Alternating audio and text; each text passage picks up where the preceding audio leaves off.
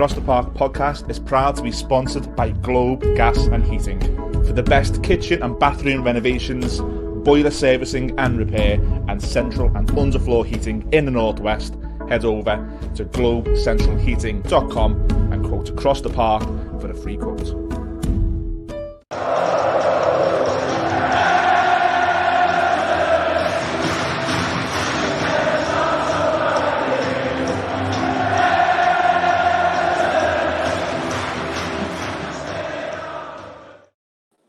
Up them toffees. Up the toffees. We are back. Welcome back to Across the Park podcast with myself, Ian Mills. Delighted to be joined by my friend, someone who, if they weren't such a nice person, they would use their surname to get everywhere, but they don't. But they're back on Across the Park podcast. Mel Harvey, thanks for joining us. How are you? I'm really good. Happy Christmas. I have my, Happy Christmas. But I've got my Everton Christmas jumper on. Oh, wow. Very expensive. For the show. And it's poignant because it's Fairy Tale of New York. It's a combination of the two things. So it's very, very poignant at the moment. So remembering Shane McGowan and celebrating Everton at Christmas. We've got quite a lot to celebrate this week, haven't we? Oh, very nice. And we have. It's going to be a really good show. We're on such a good run. The last time we had you on, we've done such a great show at Goodison Park. A lot has happened since then, and I do want to touch upon that. But first of all, yesterday, Goodison Park. That is what Goodison Park was built for. Days like that where Everton are taking the game to teams, they're winning, the fans are with them. It's 9 wins out of the last 13. There's been 3 clean sheets in 8 days with 3 wins. Everton are really, really playing well at the moment. How impressed are you at the moment, Mel? And how impressed were you with the result yesterday? Yeah, I mean, I think what has impressed me most the last couple of games. We're playing top opposition. You know, I'm sick and tired of listening to people going on about Newcastle's injuries. I mean, for goodness sake, they're owned by Saudi Arabia. You know, I'm not being then how much have they spent? So to be playing against top opposition like that, great teams, great players, and to be digging out results like we have done, to be keeping clean sheets against those teams, against those players, to be a little bit under the cosh at times against them as well. You know, possession stats not great, but there we go, and scoring really, really good goals as well. They're great goals. So very proud to be an Evertonian at the moment. I think we should be about 10th. We should be pushing for Europe. Never mind, but that's something I'm sure we'll on to. So yeah, yesterday was brilliant. It was a really, really nice feeling, wasn't it? It was, and then you know you've got the big away win at Forest, which was on the TV on Saturday night, which is always the best way to watch an away game if you're not there. Which was, I think, most Evertonians loved that victory. Thursday night, Goodison. Unfortunately, I wasn't there. I had a sick household, and I watched it. You were the same. Watched it. So jealous of the fans being there, and it would have been the most Everton thing yesterday to not produce the same thing through being lethargic or just sod's law or whatever. So it was really pleasing to go into that game yesterday. And I felt really confident going the game. I took my little boy, who's only 5, and I told him Everton would win. I was really confident, and it's not been like that for a while. And I sort of second guessed myself when I said it. And I said, wow, I actually do believe Everton are going to go and beat Chelsea today. It shows how far we've actually come in such a short space of time. There's a number of players who were part of that. There's one player I want to ask you about, Mel. It's our young centre-half who just seems to be getting better and better every time he steps on the pitch. It's, Jared Branthwaite. Now, one of our friends at the Echo, Joe Thomas, he put a tweet up yesterday, and I didn't notice it in real time, but he put a tweet up saying, in the 94th minute, Jared Branthwaite won a challenge, and he leaped up with his fists in the 94th minute when Everton were 2-0 up. That kid epitomises what we need at the moment, doesn't he?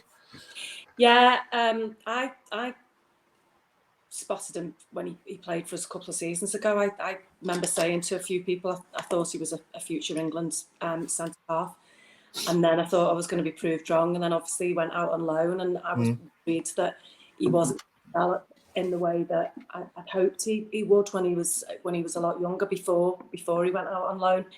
I think he's brilliant. I think he's got everything, and he's still got a lot of development to come. It's what we needed. We really, really needed a decent centre-half pairing, and we seem to have found now but he's strong, he's classy, he's composed, he's quick. I don't think we've had a defender like him at Everton for a long time. Agree. I just hope we get to keep hold of him. That's a slight concern, isn't it? We do appear to become a bit of a selling club with our decent players. Although we've held on to Jordan Pickford, so it does give me hope. But he's superb, and I saw that tweet from Joe last night as well. Yeah, he's super. He really, really is, and I think that for me and Calvert-Lewin being fit is the two big differences. I think that have made a huge difference for us this season. I think he brings a settled element to the back four. You don't have that sense of nervousness, and if we as fans haven't got that sense of nervousness, you think the players around him haven't got that as well. And he just seems really calm, really composed, and brilliantly talented. So what a difference it makes to have a player like that. There's a couple of moments that stood out to me yesterday, and I'll give you mine. I'll ask if you've got a couple that you want to really talk about. The first one for me was just the togetherness of the squad when Lewis Dobbin scored.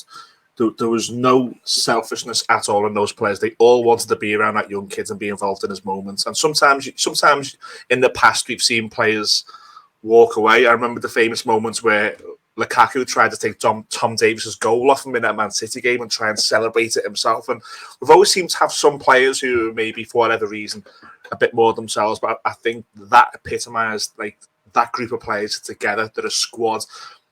And a little sidebar is sometimes we forget these when we do these podcasts, but we're too much in the now, and we forget about the little important things. I've seen so many little boys and girls yesterday with names on the shirts of Everton players. And it just shows that the next generation have got a bunch of favourite players now. I've seen Branthwaite, I've seen Onana, I've seen Pickford, it's Tarkowski, Seamus Coleman was still well represented by the young generation. And I just feel that as a whole, there's a togetherness at the moment. Is there anything you really want to, do you want to add to that, or something you want to touch upon from yesterday? No, I agree with that. The squad does seem to be quite together at the moment. I think the point deductions probably had something to do with that. You feel as though there is a real togetherness. Couple of things that I noticed it in the last game as well. You've got a player like Patterson who, isn't getting a game as a first choice at the moment, which I don't agree with personally, but there we go. But he's celebrating goals. He's clearly not sulking. He's clearly accepting the position that he's in. He's coming on. He's giving a really good account of himself when he does come on, and he's celebrating goals as much as everybody else. So there's no sulking there from him at all. So I noticed that.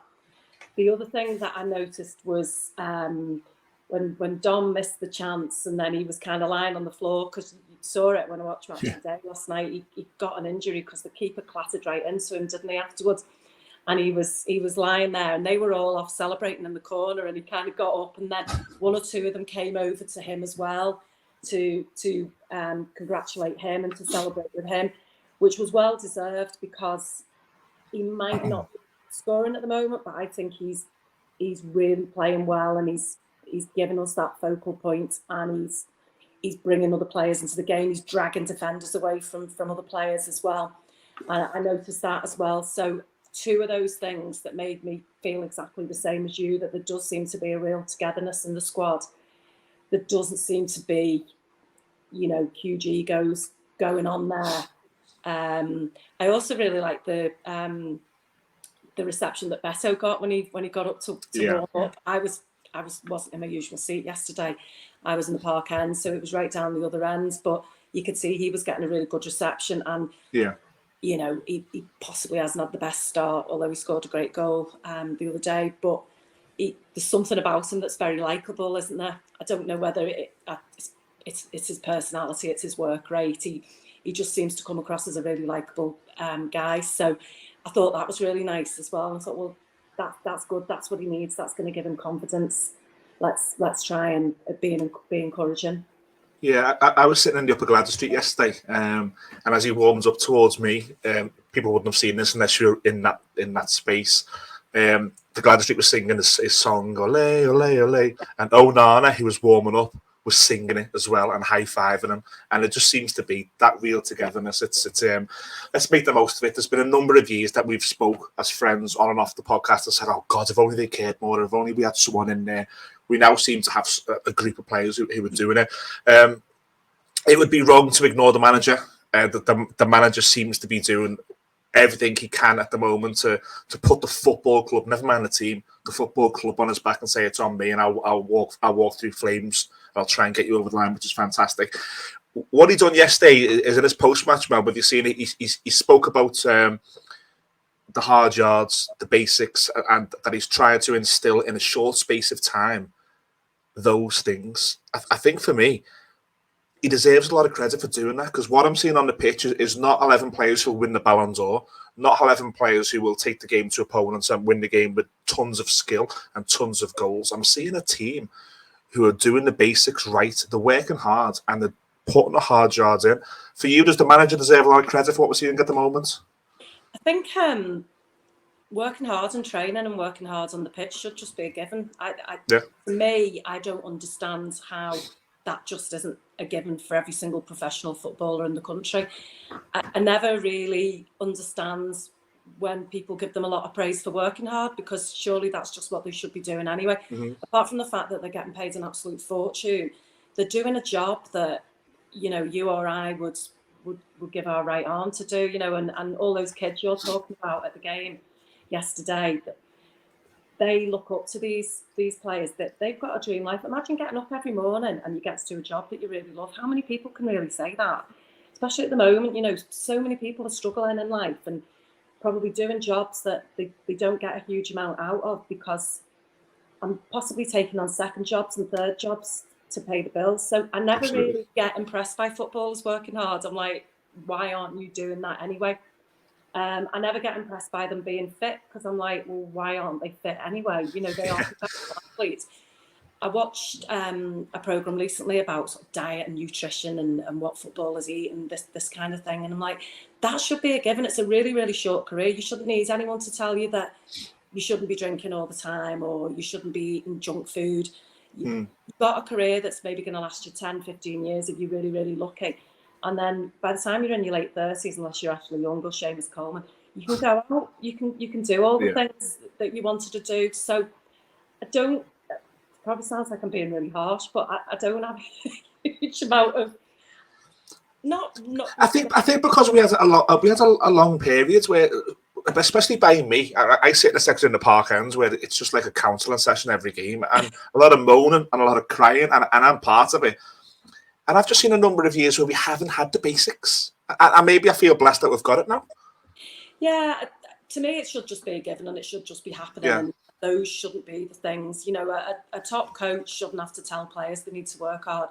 A top coach should be coming up with innovative training techniques. They should have a team around them that's spotting that one brilliant player in Africa or, Asia, using sort of innovation to improve the team selection, improve the players that they've got. That's to me is what top coaches should be doing.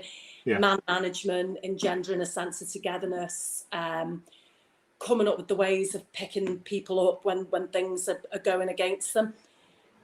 That's to me what top coaches should be doing. If top coaches are having to tell professional athletes to work hard and to eat properly, and then there's something wrong with the group of players that you've got, possibly. I don't know. I suppose I just think that should be a given. But you're right. It does. Something's working. Yeah. If it's that, or if it's something else, if it's the points deduction, whatever it is, something's definitely changed over the last few weeks. We didn't have a great start to the season. No, you're right. And there's pressure, wasn't there? Yeah. Yeah. So something has changed. Something has clicked. Whether it's months of hard work and changes, and maybe those things I'm talking about, different training techniques, are finally coming off. I definitely think the point deduction has helped bring them together, and make them realise that, they've had 2 big seasons. This is an even bigger one.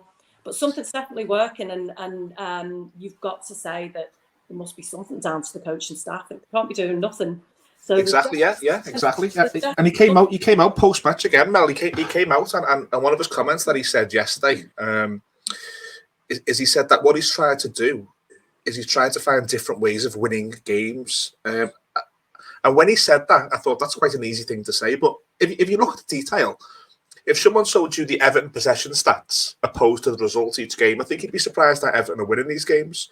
So I think he is finding a different way, isn't he? Yeah, the possession stats are very poor.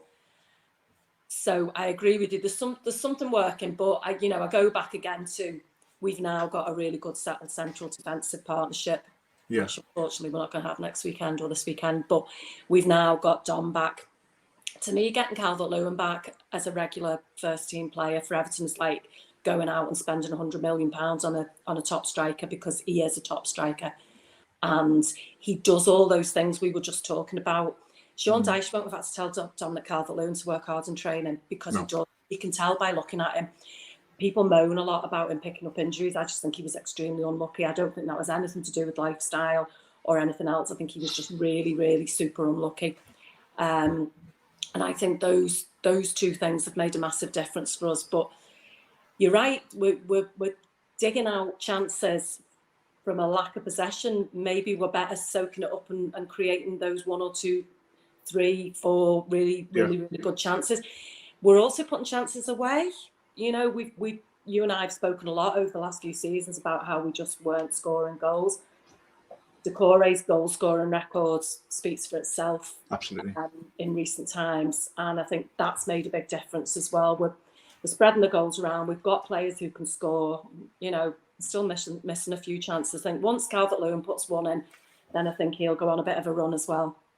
So I think you compare it to previous managers. Maybe the likes when Marco Silva got near the end, when Roberto Martinez got near the end, when Frank Lampard was near the end. I think it was just like a lot of fans were saying, we want dogs of war. We don't want this. We're not ready for the school of science. We can't play that way. And these managers were fixated on playing away. And I think this manager, I think he deserves a lot of credit, because it is very dogs of war at the minute. And we heard Kevin Thelwell, didn't we, on a couple of podcasts, saying that eventually it's his job to find that mix of both. But at the minute, the fans want the dogs of war.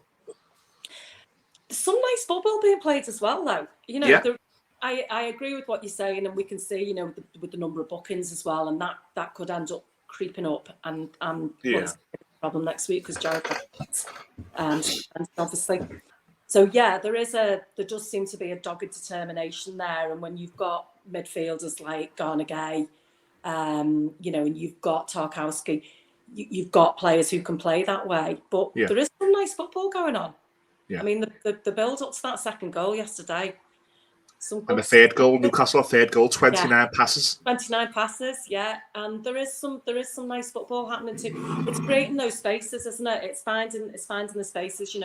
I think McNeil, when he's on his game and his confidence is high, I think you can. There's a lot of class there, isn't there? Yeah, different player. It's a decent mix. I think there's a decent mix, and I think everything seems to be coming together at the moment.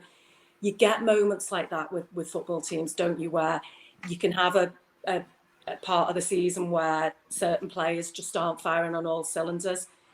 And then you can get, I think this is not just football teams, actually, with all athletes, you can just get that moment where everything just seems to come together at the right time. And with a team, if it's coming together for the right time, with the right number of players in that team, everything coming good, their fitness being really good, they've not been injured for a while, they've got the confidence, all those things come into the mix. And I think at the moment that's what you're seeing with Everton. And even with all the changes they had to make on Sunday, it still worked.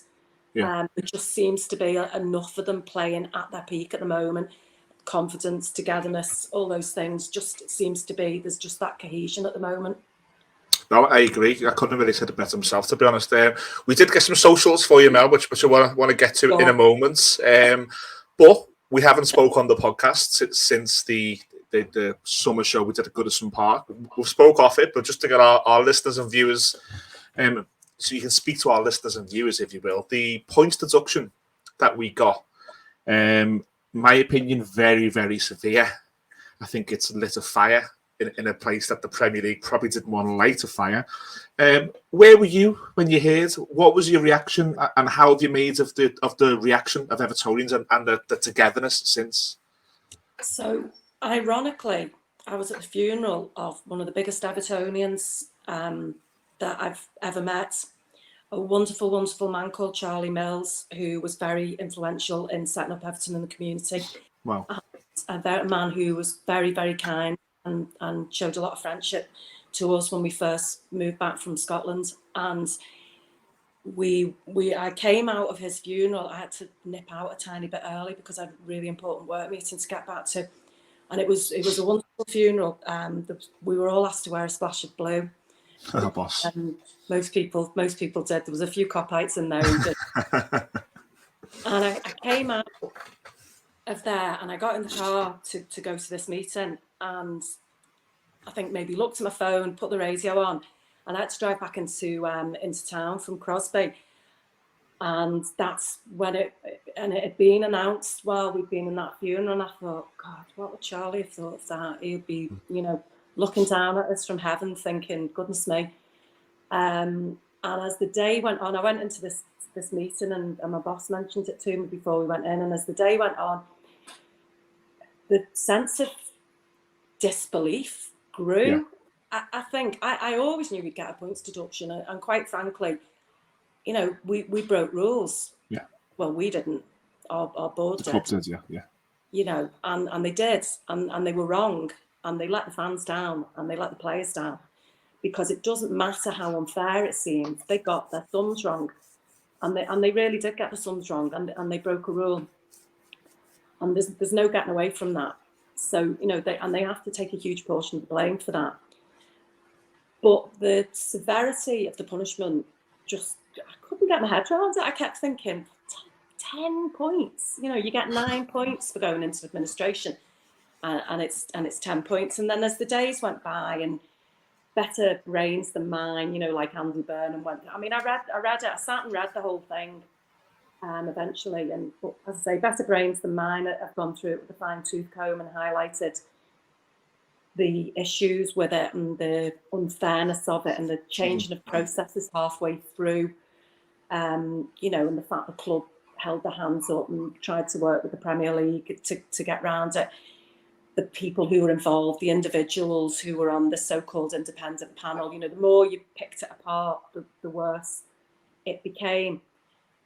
But I don't think we can get away from the fact that wrongdoing was done, and that does need to be acknowledged. But the way it's been done, and the way it's been handled, I don't think they probably realised how clever people are and how much they could see the issues with what's been done and the problems and the inconsistencies in the processes that have happened, and the unfairness of the things that have happened and the people who were involved. And I certainly don't think they had any idea that the response of the fans. No. And here we are again for the third season on the run. Evertonians are coming together and trying to bring about change through good old-fashioned peaceful protests. And that's what we've seen over the last few weeks. And again, I absolutely take my hat off to the people who've been involved in it, the 1878s and the various fan groups, and the way they've reacted in a dignified but strong manner. Were you surprised by it? I asked Joe Thomas this question when he was on, and his answer was no. This place was always going to fight for itself. Were you not surprised by the level of noise and protest, or did it surprise you how angry and the view of those red corrupt things at Goodison was? I still can't get my head how Goodison looking red, but it was such a strong visual. Yeah, it was brilliant, wasn't it? I like to call it cerise pink myself, but I'll take it. I'll take that. Was a surprise? No. In the days that followed, and just seeing the reaction of people, no, I wasn't surprised at all, but I was still impressed. I was impressed by the organisational skills, the dignity with which it was done, the very proper way in which it was handled, the acknowledgement by the people who led it and organised it that, yes, we know that wrongdoing happened. Yes, we know mistakes were made by the people who run the club, or ran the club. Yes, we accept the fact that there is an issue and we can understand why other teams might feel a bit aggrieved, but we do not accept the way in which it was handled, and we do not accept the disproportional sense of it. And I thought that was really, really good because the messaging was really important on that. But on the day, it was great. You were walking up to the ground and there's little kids handing you these pink cards. Yeah, And crazy. that sense of togetherness that we've seen so many times from our fans to sort of drag the club over the line. And here they are doing it yet again. You and I have often talked about how exhausted we are by it Exactly, all. yeah. And it's like, where do people get the energy from? Where does that energy come from? Everyone's so much going on in people's lives at the moment, and there's so much bad stuff that so many people are having to deal with. But yet they manage once again to do this and do it well and do it with dignity. And I never fail to be impressed by that. I can relate to that in a way because it was only a couple of days before the Friday announcement of the punishment. I had a conversation with one of my mates and he was talking about Bramley Moore, where are you going to sit? And the conversation I had with my friends was like, well, I'll let Noah pick. It's his journey now. He's 5, he'll be 6, 7. It's his journey now. I'll accompany on this journey now until he's sick of me. That's how it works. I'm fading out. And the moment that happens, I said, he can get it's my journey again now. It's my Everton. And it really made me feel like I was in a fight. And sometimes it just takes something to make you realise how much you love something, and you're not going to let someone hurt it. You're not going to let say something bad about someone you love or do something bad to someone you love. And I feel that's it. I feel the Evertonians at the moment are really sticking up for the football club. The last couple of seasons, I think certain fans have identified that the team needs help for whatever reason. The team sending off to away games at Finch Farm, they need greeting at Goodison Park, they need the banners. This feels more of a football club. This feels more emotive, more personal to me, and I know a lot of fans who do feel that way as well. But you summarised it really well there, and I connected to that. We do have some socials for you, Mel. We do have an audience who like to get personal, and this is Steve, who also asked one of our other guests the same question, and you can't get much more personal. Red or brown on a breakfast toastie? Red. I don't, to be honest, I don't eat a lot of breakfast toasties. I don't eat meat, so if I do, it's a Lindsay McCartney vegetarian sausage, and red, or I might even go a bit of mustard. Oh, wow. I'm not a brown sauce girl at all. Never have been, never will be. So, that escalated, mustard. Escalated. I'm sorry, it's red. The colour's not greatest, but the flavour's definitely better. No, Steve on Twitter, he asks all our guests this question. It's fantastic. And we've actually got a number of people who were saying red, which is bizarre to me. I'm brown all the way. Chloe on Twitter, she said, I really enjoyed Mel doing the show at Goodison Park. One question that you didn't ask, which I'd like to ask you now, is when your dad, Colin Harvey, the legendary Colin Harvey, went to Oldham, when he left Everton, I think it was 93, 94. Did Mel then support Oldham? Did she go to the games and support Oldham? And in general, how does it work when you're the family member of a player or a manager? Do you go and support that team, or do you still go to see your childhood team? No, I became an Oldham fan. Yeah. I'd just come back from university in Glasgow. I'd just moved back. I was doing a journalism course in Preston, and I went to all the Oldham home games. I'd dash home if it was a midweek game, and then I started my first job at the Echo, and I used to make sure I was out the door by 4 o'clock if it was a midweek game to get to Oldham. Went to Oldham. It was a lovely club, nice people, great soup at half time, and yeah, I became an Oldham fan. But Oldham weren't playing Everton, and if they had been, because it was obviously a drop down of the division, if they had been, it would have been a bit different. But for me, I was born an Evertonian, family of Evertonians. I'll always be an Evertonian. But when Dad went to Oldham, and similarly, he had a short spell at Burnley when Adrian Heath was manager. So I went to a few Burnley games, and he had a short spell at Macclesfield. Andy King was fine. We'll get to it. Mansfield. Okay. It's a short spell at Mansfield, and I became a Mansfield fan. So, yeah, I mean, obviously Everton's always your first team, but you have to support where your family are working. But they never played each other. Burnley never played Everton.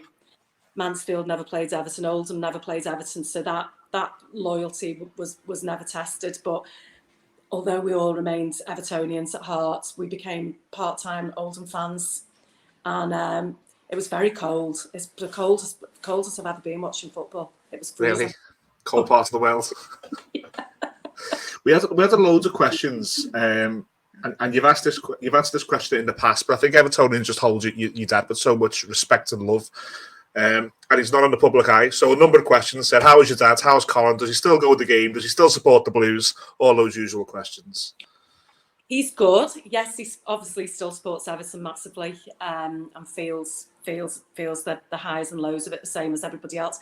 He's not getting to as many games these days, obviously, as everyone knows, as a result of being a footballer in the 60s and 70s. He's absolutely riddled with arthritis from his neck to his toes, and that is absolutely no exaggeration. Every single joint in his body, he's got arthritis, and as most of them have from that era. So climbing up and down stairs and sitting in a cramped seat at Goodison Park is not really ideal for somebody. But he does, he still obviously watches all the games on the telly. He gets there from time to time. But he's also got grandchildren who play football every weekend.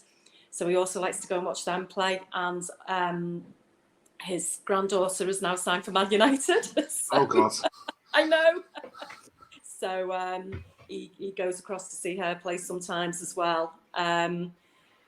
He's obviously got a lot of, you talk about us supporting different teams, obviously he doesn't support Man United, but he wants her to win. So there's lots of loyalties, lots of divided loyalties for time at the weekends now for him. Does he go and watch Everton? Does he go and watch Man United under 13s? Does he go and watch the local Formby team play? Does he go and watch my nephew play for the team he's in? So yeah, it's a lot of football and not enough time for it all.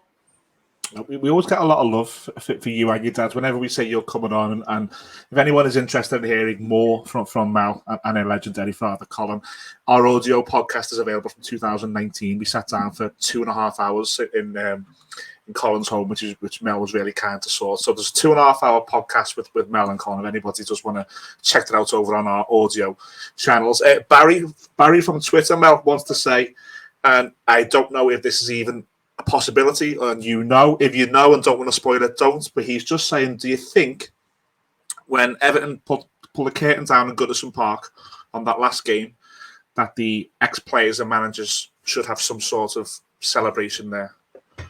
I don't know. I've got no intelligence on this whatsoever. Although I think I did see John Hutchison mention something on Twitter. He did, yeah. I have no intelligence on this. Do I think it should happen?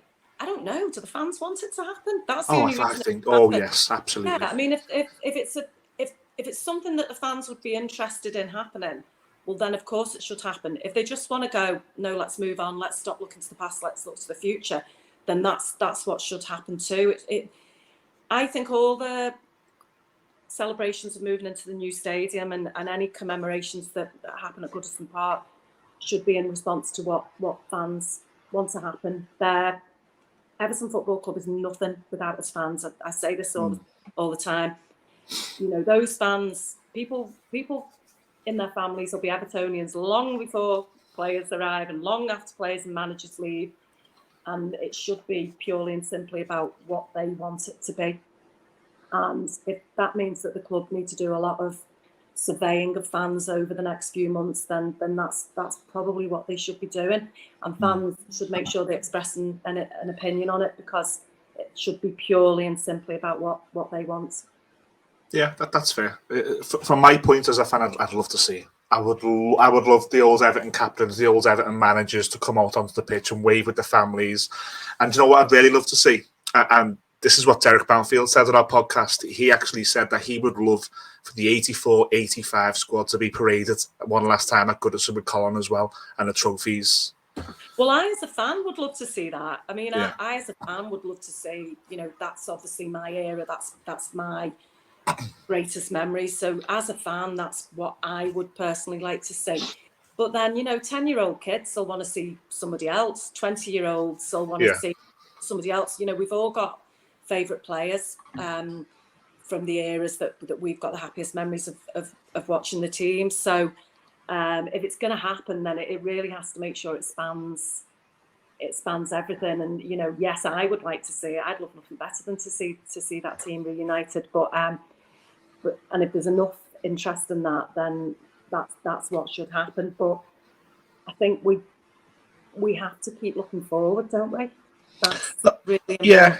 You're right. You're right. I just think in that scenario, I would love it. But the reason I mentioned the 84-85 team is as I'm not clever enough to segue.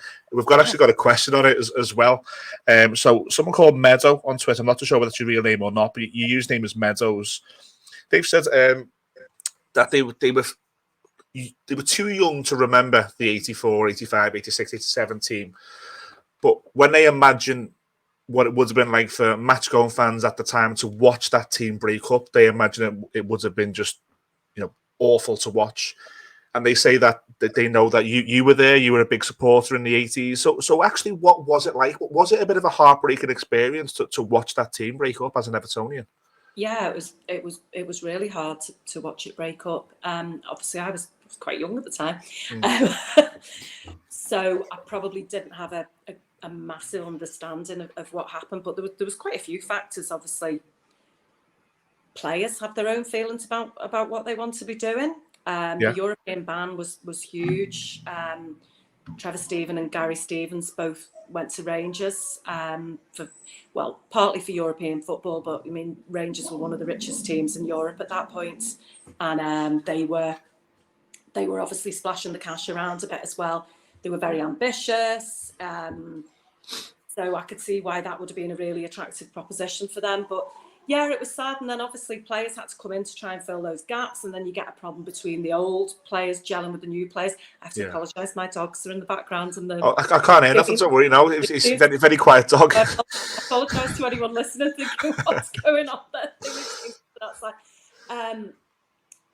So yeah, you have that problem between two sets of players gelling. I read Pat Evans' book, probably Brilliant. Last year now. Yeah, it's the first book. And he talked about that. He talked about the fact there was like two different cliques really within the dressing room, and the efforts that my dad made to try and get past that, and they just didn't seem to be able to get past it. He had a foot in both camps because he's such a nice person, and nobody could dislike him. So yeah, that brought problems, but they needed a new right back. They needed new midfielders. They did need to replace those players who were either getting a bit older or were moving on because of the European ban, and that in itself brought its own problems. Yeah. So yeah, it was really sad to see. It obviously cost my dad his job as manager, which made it a personal heartbreak for me as well as a football fan. But I know that's not what the question was. The question was as a football fan. So yeah, it was really hard and it was sad. And unfortunately, without being able to entice people through European football and without having the huge pockets of a club like Rangers and other big spending teams, it was very difficult to recreate the magic. It means that team will forever live on our memories, which I suppose is a nice thing as well. But yeah, it was really, really hard to see. It was very sad. And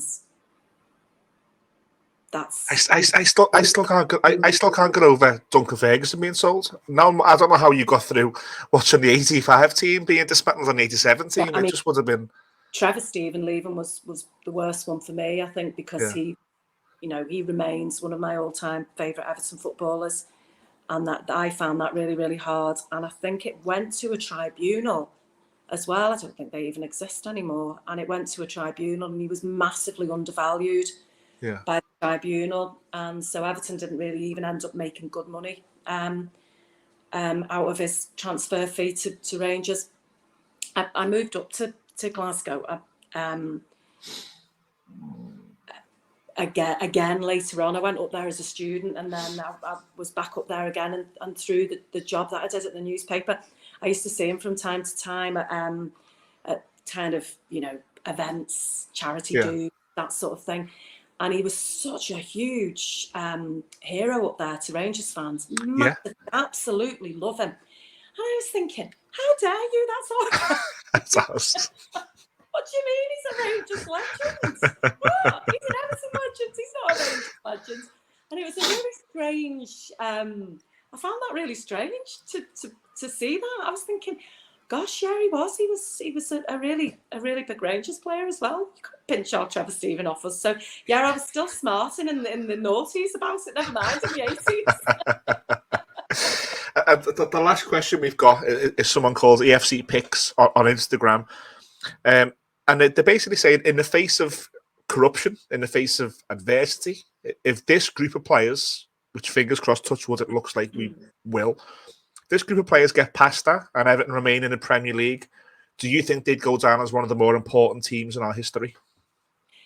I think they probably will. I mean, the last 2 seasons, we've spoken before about how we kind of celebrated despite ourselves, avoiding relegation. And you think to yourself, people talk about that player will become a hero because he kept us up. And you're like, well, they nearly got us relegated. So, exactly. But this group of players, if we don't get that 10 points back, or we don't get a significant chunk of that 10 points back and we stay up, then wow, yeah. And they deserve the plaudits for it. Because it would have been so easy to kind of let your head drop, ask your agent to find you another team. I'm getting out of here. I don't want to be part of this. And all the evidence is so far is that isn't happening. Fingers crossed. And yeah, we wouldn't be celebrating near failure, would we? We'd be celebrating the fact that they dragged us out of a position that wasn't of their own making. Certainly not this season anyway. I mean, it was the previous 2 seasons. So, yeah, I think it would. And all power to them. And I do think it's probably something that will be spoken about in years to come. I never like it when I see that shot of that corridor at Finch Farm and that picture of... with the Palace game. No, I don't like that. I don't like that. I would have that taken down. And that picture should be John Bailey at Wembley in '84 or something that picture should just go in the bin. Because that's not something that you should have at your training ground as an inspiration. You shouldn't be saying to potential signings, oh, look, we avoided relegation. But this group of players, if we don't get that 10 points back and we still stay up, goodness me, yeah, they'll be heroes forever in my mind, that's for sure. Yeah, that's fair. Well, Mel, it's always great to get you on. I appreciate your time. I could literally talk football with you forever. But unfortunately, we can't. We're going to have to wind it in. There's a big week ahead. I think the past 8-9 days has been fantastic for Everton Football Club. Put 9 points out of 9 on. We look ahead now. We have Burnley on Saturday night, where the world is going to be watching. Then we move into a Carabao Cup quarter-final under the lights at Goodison Park. It's a huge week ahead. Are you confident? Yes. Of a good week? Yeah, I don't say that often. I'm normally quite pessimistic, but yeah, I am. We'll miss Jared Branthwaite obviously at Burnley. That's a big miss, especially in the type of game that could end up being. That worries me slightly, but yeah, I'm going down to Spurs, so I'm hoping for a good result there. I'm very lucky on the bus that I go on. I've never seen us lose so far on that bus. Keep going. Get it to Anfield.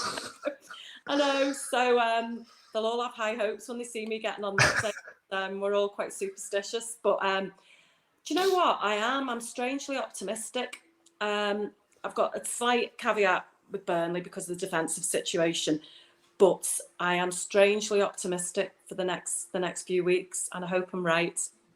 I'd love to go into the new year in such a good position and into a cup semi-final. It would just be. I think our fan base deserves it. I think that probably the group of players now deserve it. You look at them and I feel connected to them, and I'd love nothing more to watch them be successful. I'd love nothing more to see my mates that I get the bus with and the people who sit around me and everybody really. I'd love nothing more to see everyone getting a trip to Wembley. That would be wonderful. And I think it would be well deserved, and I think we'd have a right good time. Oh, absolutely. It's long overdue. Mel, what has this podcast been? The positivity and the smiles. What is going on? What is going on? It's been amazing as always to speak to you. Thank you so much for your time. And we keep saying this, we're going to have to get you in the studio and do a proper podcast, and we'll sneak a couple of Prosecco's under the desk, and we'll really get into the detail of Everton. How's that sound? Lovely. Thanks for all the questions. Thanks for being kind. I was a bit nervous when I heard there was. I'm sorry about the tomato sauce. No, thanks, guys, for the questions from Mel. Our Twitter and our Instagram, as you can see just down there, is at Across the Park PC. So thank you for engaging with us. Please like, share, and subscribe to this video. Put it in every Everton WhatsApp group that you're in. And thank you so much for helping grow the channel. Without you guys doing that, we certainly wouldn't be getting guests like Mel on and having a studio in time, which we're going to be back in next week. I'm going to be really busy this week. I am down at Finch Farm on Tuesday to preview the big Merseyside derby this Wednesday at Walton Hall Park. We have the Red Ladies at home. We're going to beat the Red Ladies. We've got such great records. I'm going to be speaking to 2 players tomorrow at Finch Farm. That will be out. Another podcast with a Burnley fan. We're back in the studio next week. It's great to be busy. Thanks so much to Mel once again for coming on Across the Park podcast. As always, up them toffees.